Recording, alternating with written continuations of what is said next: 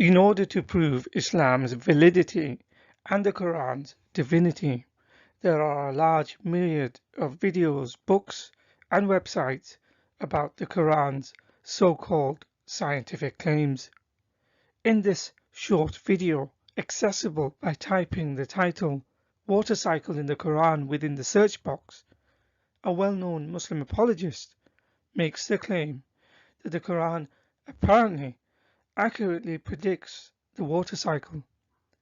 Please feel free to view this short video to hear his claims. In the video, as proof of his claim, he cites a multitude of Quranic verses in quick succession without really explaining any of them. He cites the following as evidence of the water cycle in the Quran. Please pause the video to read them.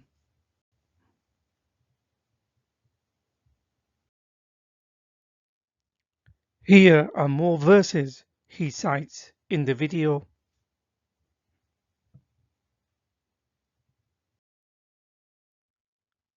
And even more.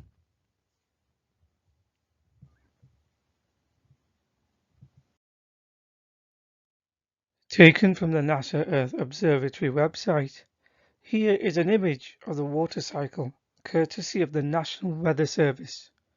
The link is in the description. It shows the key steps of the water cycle: evaporation, condensation, precipitation, transportation, sublimation, infiltration, percolation, and transpiration. Notice the Quranic verses were silent on the description of the main steps of the water cycle. In fact, the Quranic descriptions were general in nature. In reality, they are no more than an observable phenomenon that most people knew anyway. In other words, there is not anything miraculous about them. The mention of rain from the clouds and how it is life-giving is not enough proof that the Quran is the word of God. The occurrence of rain from the clouds is sensed and detected even by animals, such as cats, dogs, birds, including insects. The ancient Egyptians and Sumerians worshipped deities related to rain and clouds, and they knew about the connection between the two long before the Quran ever claims it does. For example, equipped with this knowledge, the Sumerians and Egyptians built the world's first irrigation systems. In ancient Greece, Greek playwright Aristophanes, in his aptly named play called The Clouds, produced in 423 BCE, asks himself the following rhetorical question: have you ever seen it rain when a cloud wasn't in the sky?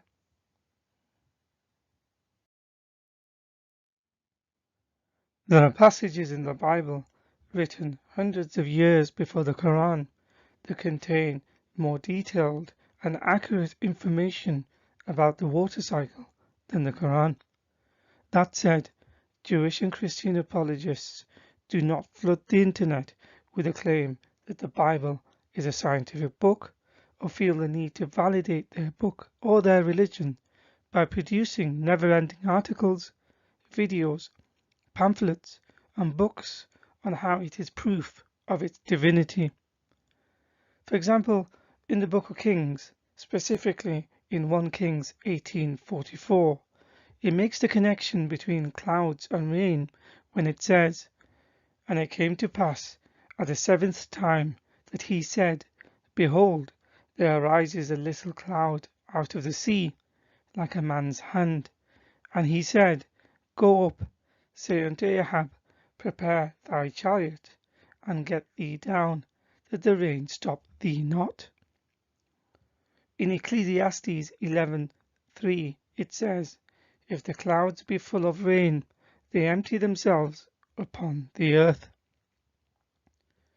Hebrew scholars knew about the cyclical nature of the water cycle and observed the process of infiltration, in that even though the rivers ran into the sea never became full. So in this passage in Ecclesiastes 1:6-7, it describes the water cycle in more detail than the Quran. The wind goes towards the south and turns about unto the north. It whirls about continually, and the wind returns again according to its circuits. All the rivers run into the sea, yet the sea is not full. Unto the place from whence the rivers come, thither they return again. In addition, the prophet Amos, who is quoted in the chapter named after him in chapter 5, verse 8, describes percolation, in that water comes from the sea and is poured out on the earth. It says, "He who made the Pleiades and Orion, who turns midnight into dawn and darkens day into night, who calls for the waters of the sea and pours them out over the face of the land, the Lord is his name." Dated between 6th to 4th century BC, in the biblical book of Job, in chapter 36, verses 27 to 28, there is a description of precipitation and evaporation, which are the other key components of the water cycle. For example, it says, "For he makes small the drops of water, they pour down rain according to the vapour thereof, which the clouds do drop and distil upon man abundantly." In Job 26:8 it says, "He wraps up the waters in his clouds, and the cloud does not burst under them." Storage is a part of the water cycle, in that most of the water in the ground comes from precipitation that infiltrates downward from the land surface. It says in Psalm 33:7, "He gathers the waters of the sea into jars. He puts the deep into storehouses."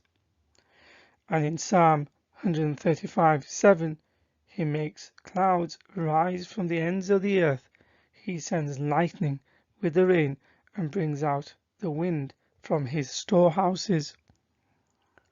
The water cycle is also found in Isaiah 55:10, written around 700 BC. "For as the rain and the snow come down from heaven, and do not return there without watering the earth, and making it produce and sprout, and providing seed to the sower and bread to the eater." By roughly 500 BC, that is over 1,000 years before the emergence of Islam, Greek scholars were already speculating that much of the water in rivers can be attributed to rain, and had a good understanding of the water cycle.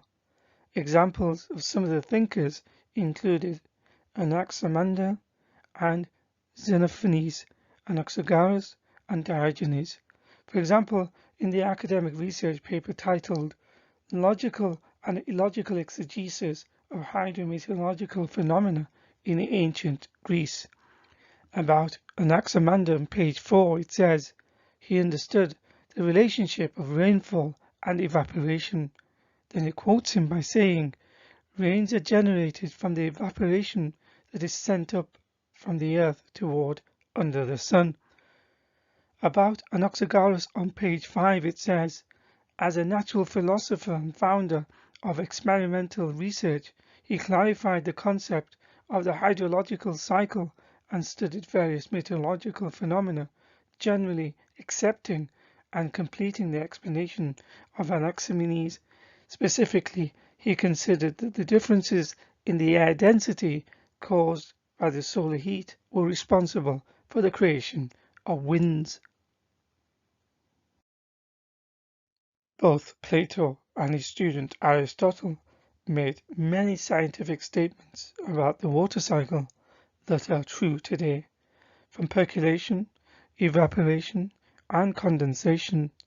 For example, cited in the book by Kelly Roscoe called "Aristotle, the Father of Logic," it states Aristotle correctly hypothesized that the sun played a role in the water cycle.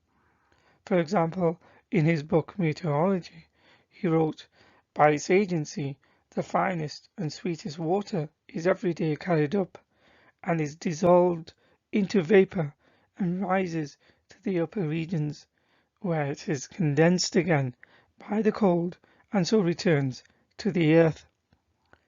Another book pictured here is Dr. Ian Strangeway's book called Precipitation, Theory, Measurement and Distribution. On pages 7 to 10, it mentions Aristotle believed the clouds were composed of cooled and condensed water vapor.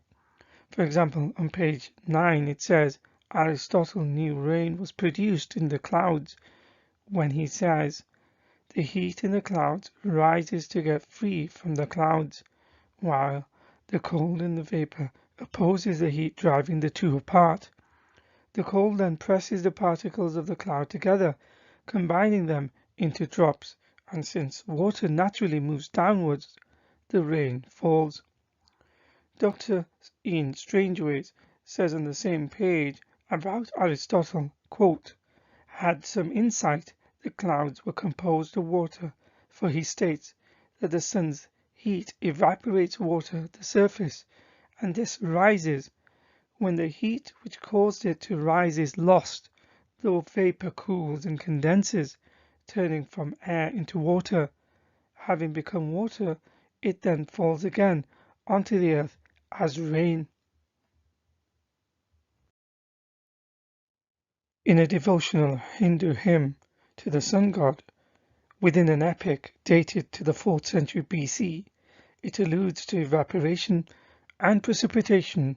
For example, in the 22nd verse it mentions that the sun heats up water and sends it down as rain. Ancient Chinese scholars also contributed in the field of hydrology, as explained on page 4 of the book called The Basis of Civilization, Water Science.